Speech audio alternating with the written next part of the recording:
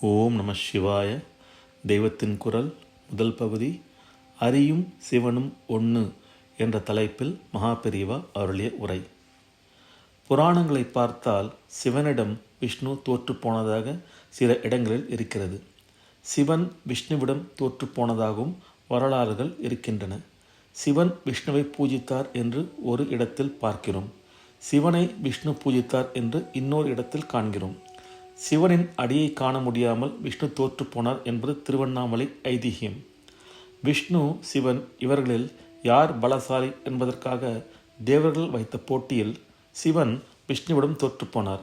அப்போது ஸ்தம்பித்து போன சிவதனுசுதான் ஜனகரிடம் வந்து பிறகு அதை ராமர் முறித்து போட்டார் என்று இராமாயணத்திலிருந்து தெரிகிறது.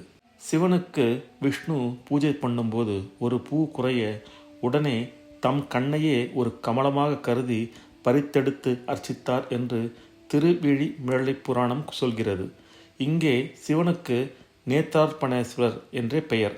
சிவனுக்கு பிரம்மாவின் தலையை கிள்ளியதால் பிரம்மஹத்தி தோஷம் ஏற்பட அதை போக்கிக் கொள்ள விஷ்ணுவை அவர் பூஜை செய்து விஷ்ணுவின் அனுகிரகத்தால் தோஷத்தை போக்கிக் கொண்டார் என்று திருக்கண்டுயிரில் ஐதிஹ்யம் இருக்கிறது.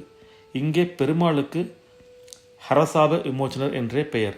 இப்படி ஏகப்பட்ட கதைகள் சிவ உத்கர்ஷத்தையும் விஷ்ணு உத்கர்ஷத்தையும் காட்டச் சொல்லலாம். சிவனும் விஷ்ணுவும் ஒன்றுதான் என்கிறீர்களே, ஒரே சுவாமி தன்னுடனேயே சண்டை போட்டு கொள்ள முடியுமா, தன்னையே பூஜித்து கொள்ள முடியுமா என்று கேட்பீர்கள். உங்களுக்கு சமாதானம் சொல்கிறேன். மேலே ராமன் முறித்த சிவதனுசுவை பற்றி சொன்னேன் அல்லவா? இந்த கதையை ராமனுக்கே சொன்னவர் பரசுராமர் தான். சீதா கல்யாணம் முடிந்து எல்லோரும் அயோத்திக்கு திரும்பும்போது ராமரை பரசுராமர் வழிமறிக்கிறார். சிவவிஷ்ணு யுத்தத்தில் மக்கார் செய்த ருத்ரதனுசை உடைத்து பெரிய பேர் வாங்கிவிட்டாயேடா, அப்போது அதை ஜெயித்த விஷ்ணுவின் வில் இதோ என்னிடம் இருக்கிறது, இதை நானேற்றிப்பார் என்று ராமரிடம் சண்டைக்கு வருகிறார் பரசுராமர். இந்த பரசுராமர் யார்? விஷ்ணுவின் அவதாரம். இவர் சண்டைக்கு அழைத்த ராமர் யார்? அவரும் அதே விஷ்ணுவின் அவதாரம்தான். ஒரே விஷ்ணுவின் அவதாரங்கள் இங்கே சண்டை போட்டு கொள்ளவில்லையா? இதில் ஓர் அவதாரம் பரசுராமர், இன்னொரு அவதாரத்திடம் ராமர் தோற்றுப்போகிறது. சிவனை ஜெயித்த விஷ்ணுவின் வில்லை நானேற்றி அதே விஷ்ணுவின் அவதாரமான பரசுராமரை ஒட்டிய இன்னொரு அவதாரமான ராமச்சந்திரமூர்த்தி பிறகு இதே சிவனுக்கு லிங்கம் வைத்து பூஜை செய்து ராமேஸ்வரத்தை உண்டாக்கியிருக்கிறார். ஜனங்களுக்கு பக்தி உண்டாக்க வேண்டுமானால் அதற்கும் பகவானை வழிகாட்டுகிறார். எப்படி? தாமே பக்தனாக இருந்து வழிகாட்டுகிறார். இதற்காகத்தான் சில இடங்களில் சிவன் பக்தராக இருந்து விஷ்ணுவை பூஜிக்கிறார், சில இடங்களில் விஷ்ணு பக்தனாக இருந்து சிவனை பூஜிக்கிறார். இரண்டும் ஒன்றுதான். ஹரன் ஹரி என்ற பெயர்களே ஒன்றாகத்தான் இருக்கின்றன.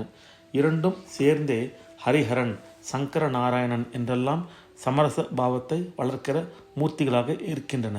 ஆழ்வார்கள் பெருமானையே ஹரிஹரனாகத்தான் கண்டார்கள்.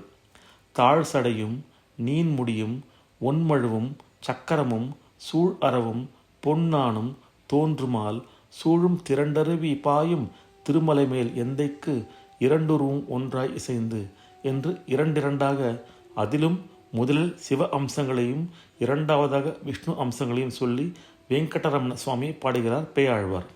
வெவ்வேறு உருவம் இருந்தாலும் ஒருவன் இன்னொருத்தனில் இருக்கிறான் என்று சொல்லி இங்கும் முதலில் சிவனையே பாடுகிறார் பொய்கை ஆழ்வார்.